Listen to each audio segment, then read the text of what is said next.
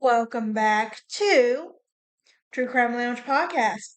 Here we talk murder and other forms of true crime. I do have a Patreon that you can join so you can have early access to episodes like this one scheduled to come out.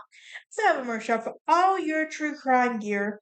For any updates on my channel or podcast, you can find me on Instagram, Twitter, and Facebook.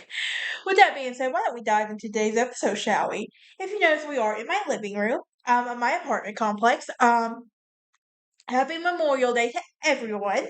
By the time this episode comes out, it's going to be June 25th. I did pre-record because this is summer and I want to try to enjoy this summer as much as possible. But today, we are on Season 4, Episode 8 of Alabama Murderers, which is our theme for this season here on the True Crime Lounge. And we're going to be talking about Earle Dennison. And who was she exactly? Well, she was a murderer known as the Ant Killer. She has between 1 to 2 known victims. May 1st, 1952. Her victimology includes her 2-year-old niece and Shirley Diane Weldon. And her methodology was poisoning, specifically arsenic, in Elmore County. On September 4th, 1953, she was executed at Kilby Prison. So here's a question. Why did nobody cry for her? What makes her case unique? From the number of murders put to death since the U.S. reinstated the death penalty in 1976, has been over 1,000, and journalists would have to field day on this case. The occasion would result in a plethora of stories about the death penalty theory. The murder of Diane Weldon would engineer support for the death penalty, and the very fact that she was the first white woman ever executed in Alabama tells you that she did something perfectly awful and horrible to contemplate. Now, Miss Earle Dennison was a widow and a surgical nurse, and she worked at Wetumpka General Hospital for more than 25 years. Her late husband had a sister who had a husband, and a little girl named Shirley, and a little boy named Orville. That made me stink of the popcorn. Shirley was a little over 2 years old when her Aunt Earle paid an early afternoon call to the humble farmhouse in rural Elmore County, May 1st, 1952. During her visit, Aunt Earle gave little Shirley an orange juice that included a substance that is very bad for little girls. So when Shirley began to vomit, Aunt Earle gave the bottle of Coca-Cola that was laced with something. Shirley became terribly sick, and her mom insisted on rushing her to Wetumpka General. When it appeared that the little girl was gravely ill and would die, Aunt Earle left the hospital.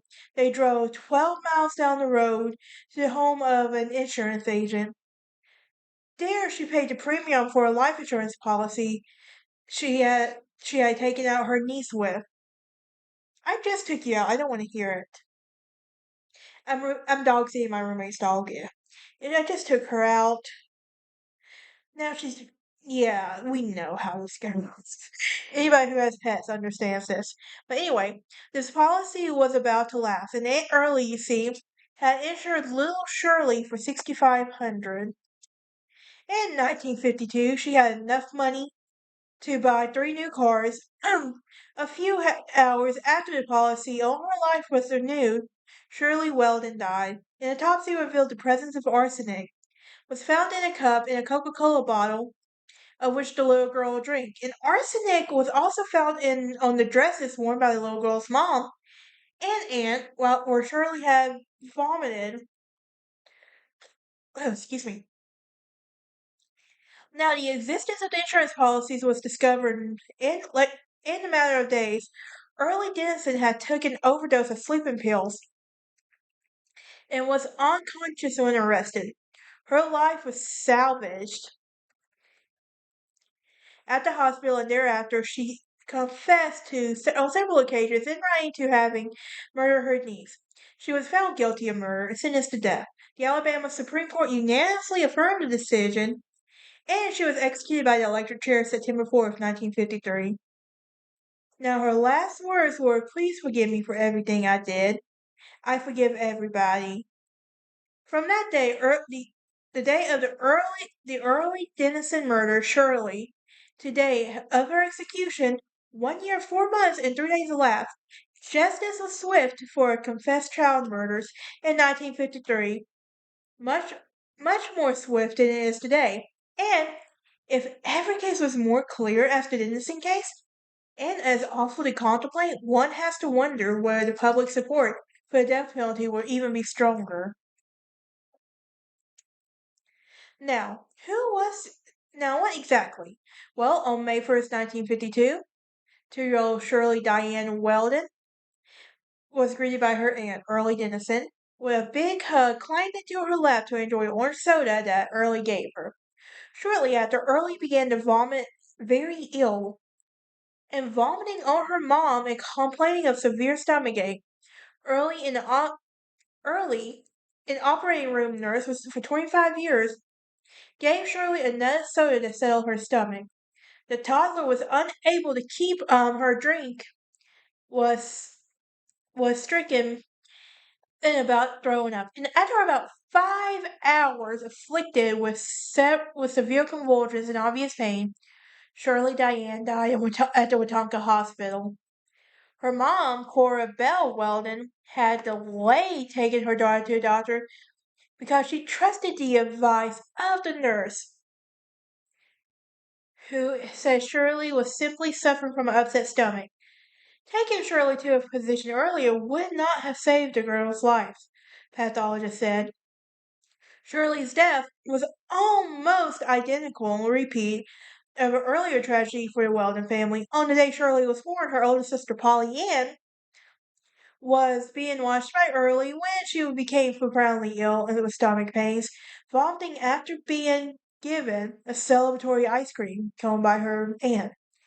In the same hospital where the hospital had been, um, hours before giving birth, a baby girl where Earle worked, Polly Ann, died. No one suspected foul play when Polly Ann died, and the matter was simply put down as a tragic event and would forever be more than celebrations of Shirley's birthdays. Earle, 52, was the girl's aunt only through marriage. Under the law, she was actually considered an aunt-in-law because she was related to the Weldon family through her marriage to her late husband, Lynn Weldon, Cora Bell's brother. Immediately after Shirley's death, Cora Bell and her husband Gaston, sorry, Gaston, okay, I'm done. I promise. Suspected foul play. In their eyes, there was only four consistent factors of the deaths of their daughter. Earle Dennison, they demanded an autopsy that was performed by Dr. C.J. Rowling, the state pathologist. While Earle watched the procedure, Rowling examined the girl's organ, overwhelming indication that she had been poisoned. Heavy metal poisoning leaves a number of readily visible signs. The mucosa of the body, the uncharacteristic red blood, mucosa of moist tissues lines particularly organs throughout the body, including nose, lung, and gastrointestinal tract. And there were also aldrich lines on the little girl's fingernails, even of those of Raylan, to examine the tissues for arsenic, which he found in above normal amounts. Rayling also examined the physical evidence taken back from the Weldon's house after his wife took Shirley to the hospital. Gaston Weldon gathered up several items that he felt connected to Shirley's illness. In a paper bag, he put his wife's vomit-soaked dress and the little girl's similarly coated clothes, a towel, a Coca-Cola bottle, and he stored the items at his brother's house until Shirley died, at which he would turn over to the county coroner. The coroner gave the items to Rowling, who detected large amounts of arsenic in the clothing, and there was no arsenic found in the soda bottle. At the Weldon house, however, the police found the cup that Shirley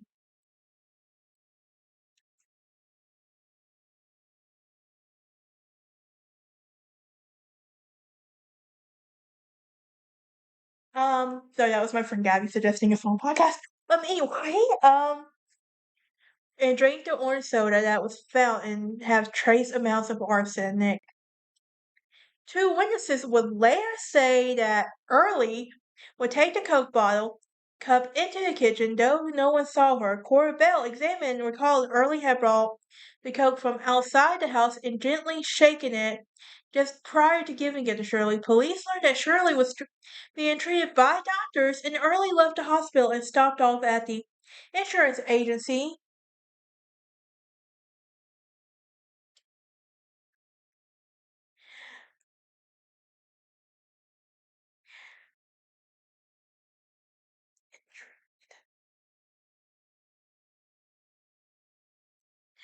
Um, and the policy was set to lapse due to a non-payment on May 2nd, 1952. Eventually, investigators learned that Early had taken out a 5,500 worth of insurance on the little girl.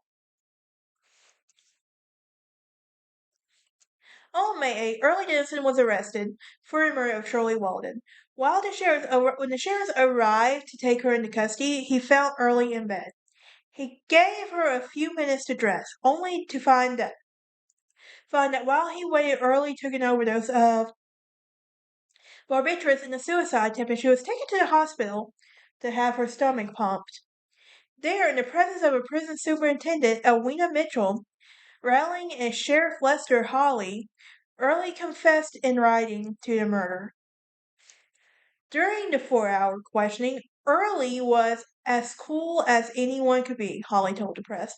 Authorities exhumed the body of Polly Ann, who was also insured by Earle, and fatal traces of arsenic. They also dug up Len Weldon's body, but apparently he died of natural causes. Earle was set to go to trial August 14, 1952. But the day before she was to appear, she smuggled a razor into her cell again to attempt suicide. She fooled a second time and apologized to her matrons in the prison. Now, the trial will begin the next day, and the prosecution presented overwhelming evidence that Earle committed the crime.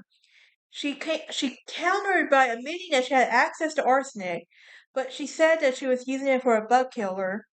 Actually, that's pretty believable. Because if you think about the uses of arsenic, it was really used especially back in that time, to treat cancer and all. And my roommate's dog is looking at me like I've done lost my mind. And they say dogs don't judge you. But anyway, Y'all jury convicted her and recommended death sentence. The sentence made national news because, as I said earlier, she was the first white woman to be condemned to die in Alabama's electric chair. Justice was swift in the 1950s, and on September 4th, 1953, 55-year-old Earle Dennison was electrocuted. Gaston Reldon was somewhat magnesium at the post-execution comments, and the Weldon family would eventually win a $75,000 wrongful death settlement against the companies that insured the two girls. They argued that because Earle had no insurable interest in the children, the companies shouldn't have been suspicious of her motives. The Alabama Supreme Court would uphold the verdict, stating that accident defendants placed the insured child in a zone of danger with unreasonable danger, and that the defendants in insuring the alleged illegal contracts knew or exercised reasonable diligence and had known that Miss Dennison had no insurable interest in the life of the insured. Alright, that is it for this episode of Alabama Murders. Um, on our next episode of Alabama Murders, we'll be doing episode 9, where we talk about Audrey Healy. And please join me next time. I hope y'all have a great Memorial Day. If you're by the time you're watching this, remember, stay safe, and the judge won't be until Tuesday.